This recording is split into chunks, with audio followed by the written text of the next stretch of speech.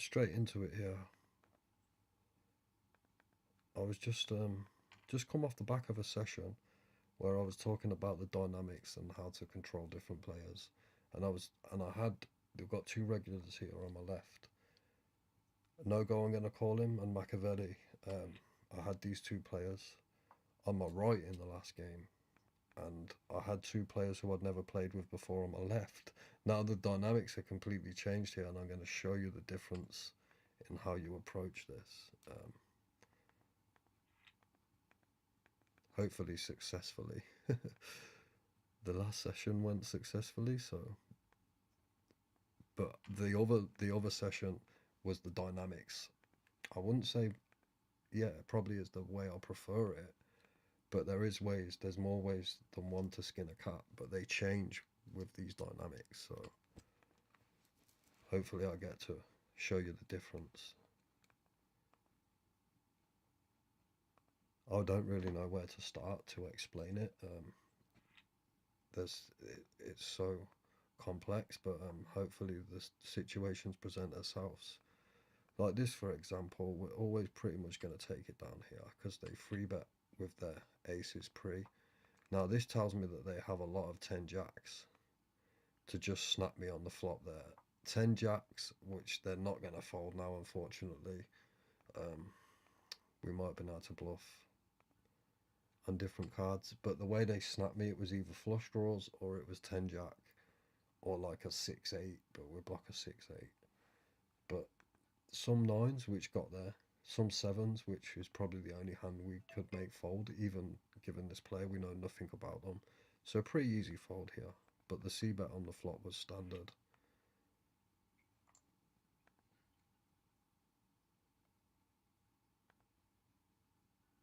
Just going to top up my stack a little bit here. So yeah, this is not so great. Having the better players on your left should never be something that you aim for. You want them on your right. But like I say, I want to show you the difference in how to handle situations.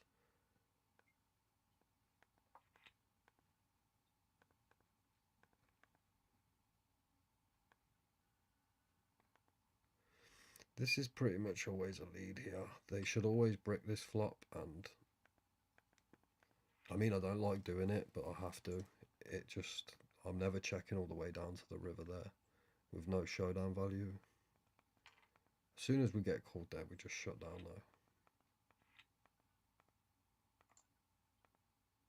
But I've talked about that in many videos. I'll always explain that situation will come up so often. It's why my c bet on flop percentage is so high, and it keeps you balanced as well. It's just a multi-purpose bet, which is where most players will check, and it's a profitable situation in the long run.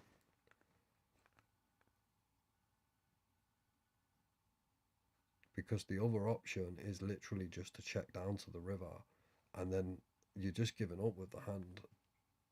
There's so many hands you make fold with just a small bet.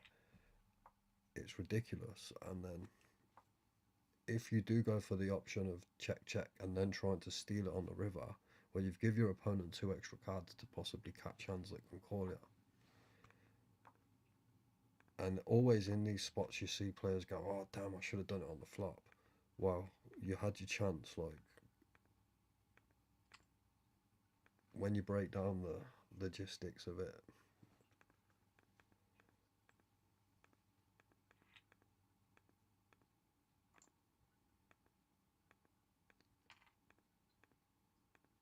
again, it's like it's not a fold, it's certainly not a call, so I'm going to open very small so weaker hands can call, and so we can fold to some free bets and call to some free bets.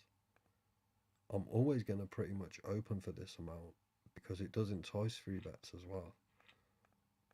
I'm going to do that with made hands, with weak hands, with suited connectors, with small pairs, with aces. Probably more limps with the aces.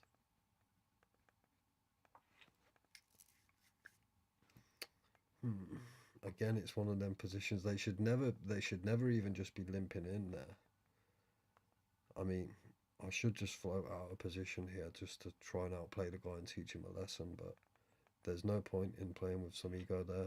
Not even ego, but just like, it's a nothing pot, and he's got no chips, so. Now, this is the difference. If he was sitting in them seats, I'd be opening. Now, there's no merit to free betting here, because Machiavelli's opening under the gun. He could have a lot of different hands here, strong hands too, but let's let him hang himself with his suited king sometimes and different hands.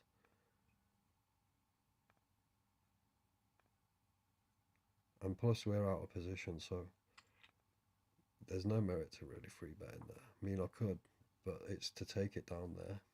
There's not really nothing invested, and now I have some check raises again sometimes, but I'm gonna let this one go because he does have a lot of king queens in his range here, and just rag kings as well, even some nines, and he's just being strange with his small bet here. Also a lot of bluffs like jack queen, ace queen, but these hands are actually ahead, so, well, not ahead, but with position and different things going on. The only thing we've got is backdoor flush going on, and I over-explained that hand, trying to justify my fold, because believe it or not, a lot of players get sticky there and call another street. But all these little mistakes are micro bleeds, man. Need to plug them leaks.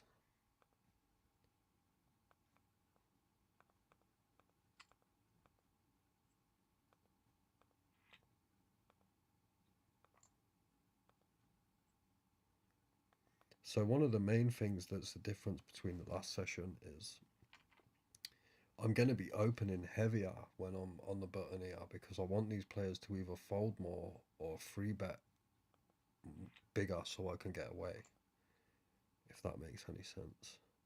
This is why I'm going to open small now. Like, I can't open big here because they only play with better hands. But when I've got made hands, I'm going to play them small.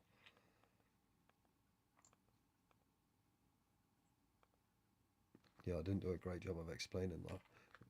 When I've got, like, when I'm trying to steal on the button, I'm going to bet heavier than I would against these players, because I need to take it down then more often, because I ain't going to be able to maneuver on the flop against these players.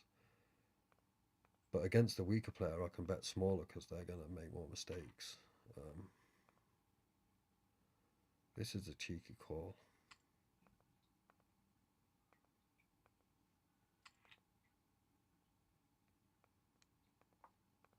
Total brick flop for us. Again, not going for the backdoor flush in this scenario.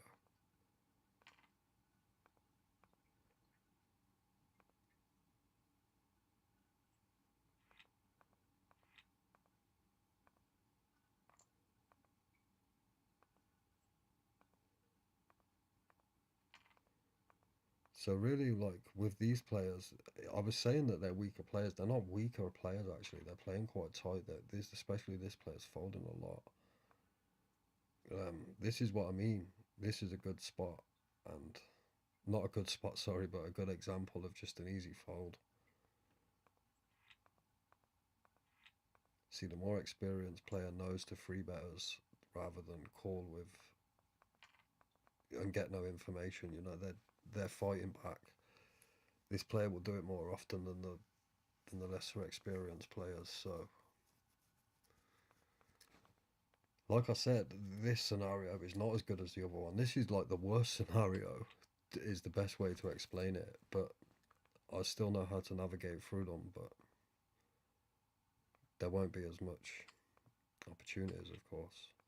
Now, that bet was really to get a check here. Feel like they have a lot of jack queens and queen tens here. We make the absolute nuts on the river, which is just sick for them, because I really feel like they've got queen 10 here.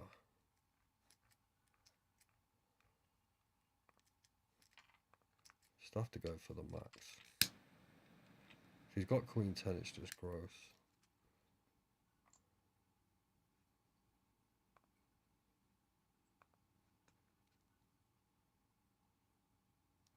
Wow.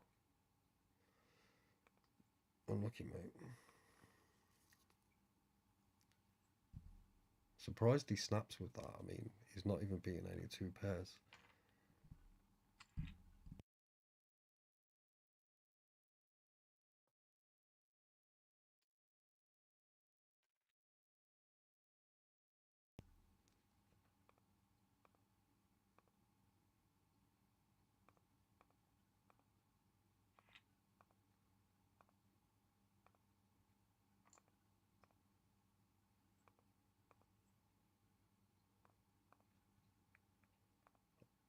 I really expect to get raised here, just out of the sheer, like, audacity of my open. I'm actually going to fold it, but I can't be doing that too much. Blind on blind, you need to be quite aggressive and you need to be quite sticky, but I really don't want to get into blind on blind situations if I can help it.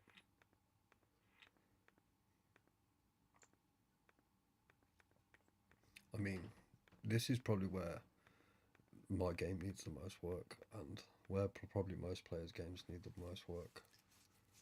It's the most complex situation in poker is blind on blind play. Why heads up poker is the most complex.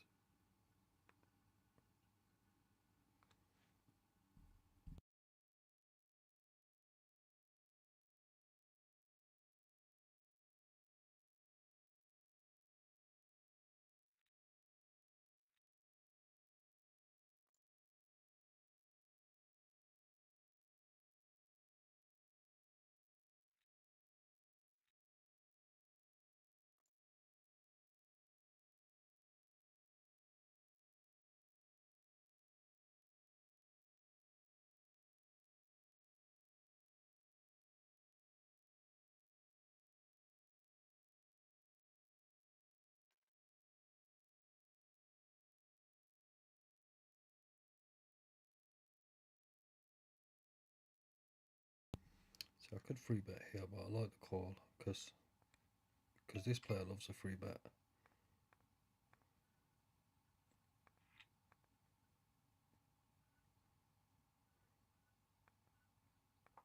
Pretty standard. Let's peel a queen off. I knew they were going to bet small, which is why I check. I thought about betting small myself to induce it, but let's just peel a queen off. No. I think sometimes we make a very cheeky small bet here, and then when they just call, we fire a big bluff on the river. Because when they just call, it's never a jack. We get folds here. See, this is why we do it. If they just call here, I go for a big bluff on the river. But I raise here just to find out if they have got a jack. Soon find out and make an easy fold.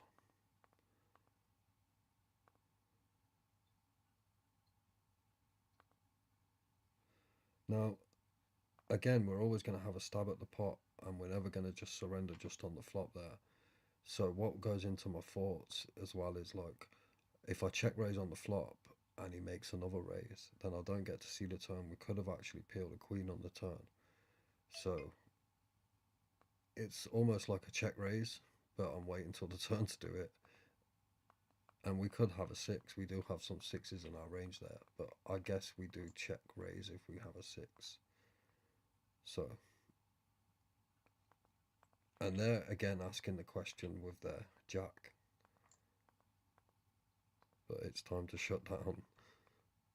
Now, I'm going to end this session just because the game's starting to die. Unfortunately, I didn't get to demonstrate a successful session on how to play with these dynamics, the opposite dynamics to the last game. I just thought it was interesting to give it a shot. I'm literally always going to call here, and I was just stalling. But this flop is really not great. But again, they give us some backdoor chances here. Like a six would be disgusting.